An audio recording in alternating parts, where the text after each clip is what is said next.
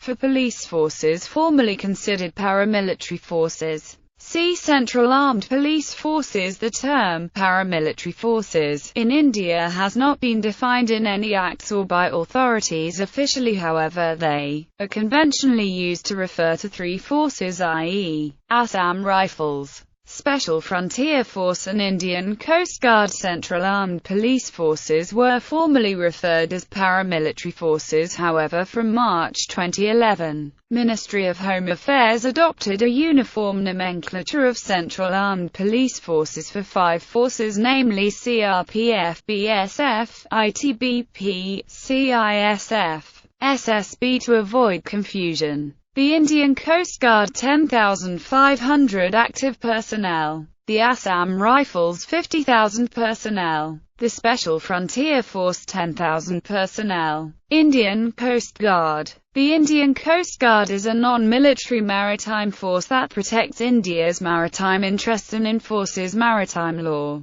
with jurisdiction over the territorial waters of India, including its contiguous zone and exclusive economic zone. The Indian Coast Guard was formally established on 18 August 1978 by the Coast Guard Act, 1978 of the Parliament of India. It operates under the Ministry of Defence. Assam Rifles. The Assam Rifles can trace their lineage back to a paramilitary police force that was formed under the British in 1835 called Kasha Levy. Since then, the Assam Rifles have undergone a number of name changes before the name Assam Rifles was finally adopted in 1917. Over the course of its history, the Assam Rifles and its predecessor units have served in a number of roles. Conflicts and theaters, including World War I, where they served in Europe and the Middle East, and World War II, where they served mainly in Burma. In the post-World War II period, the Assam Rifles has expanded greatly, as has its role. There are currently 46 battalions of Assam Rifles under the control of the Indian Ministry of Home Affairs, and they perform many roles, including the